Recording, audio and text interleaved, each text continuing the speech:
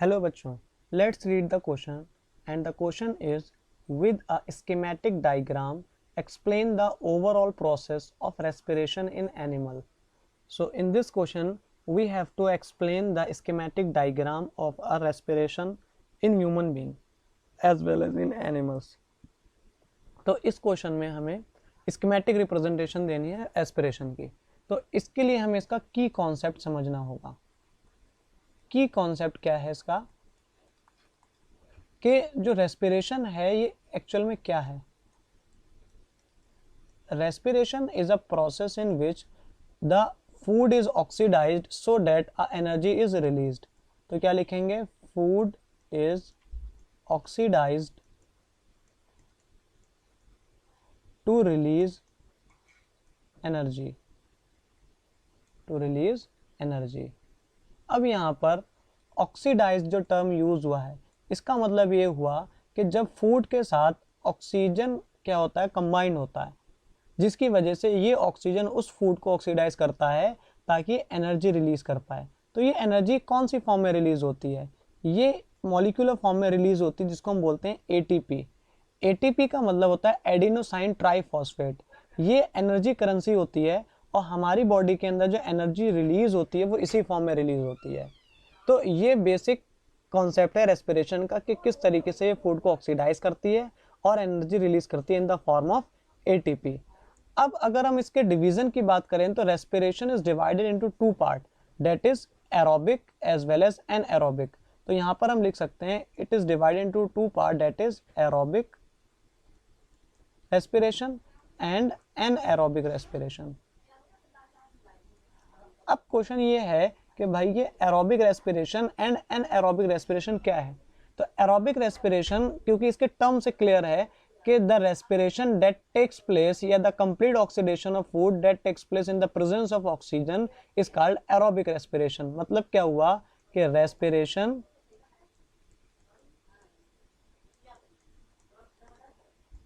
That takes place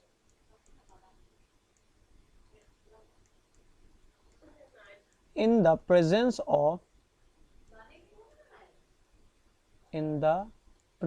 of oxygen। तो इस तरीके के रेस्पिरेशन हमको क्या बोलते हैं, एरोबिक रेस्पिरेशन बोलते हैं। And the respiration that do not takes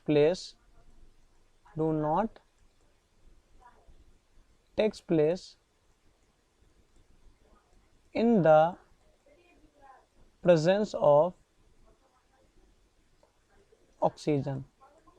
तो एनएरोबिक रेस्पिरेशन क्या होता है कि the type of respiration that do not takes place in the presence of oxygen is called anaerobic respiration.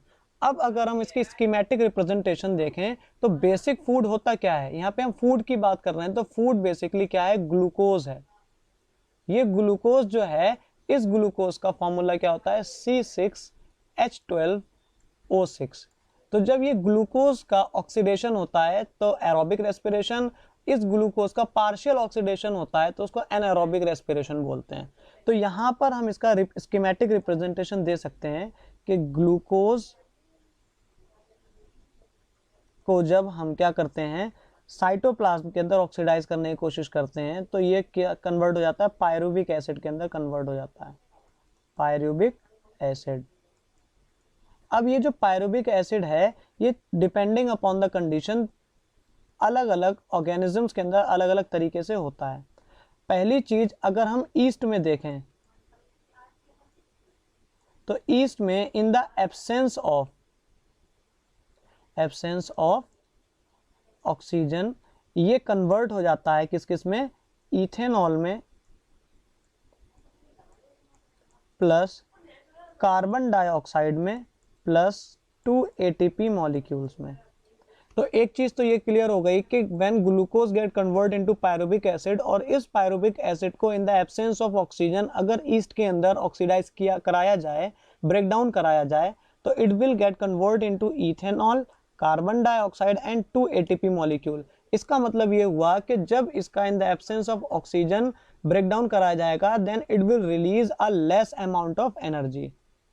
तो less amount of energy is released when a pyruvic acid is break down in the absence of oxygen।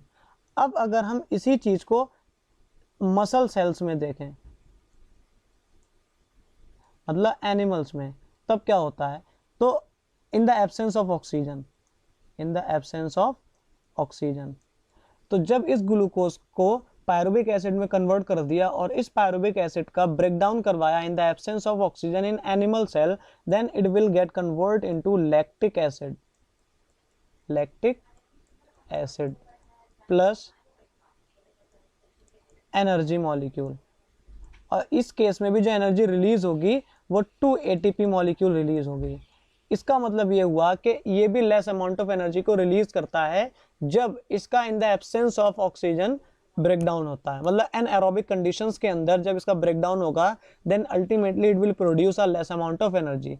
लेकिन जब इसी pyruvic acid का in the presence of oxygen breakdown करवाते हैं, in the presence of oxygen breakdown करवाते हैं, तब ये कन्वर्ट हो जाता है किस किस में? कार्बन डाइऑक्साइड में, वाटर मॉलिक्यूल में एंड 38 ATP मॉलिक्यूल्स की प्रेजेंस में।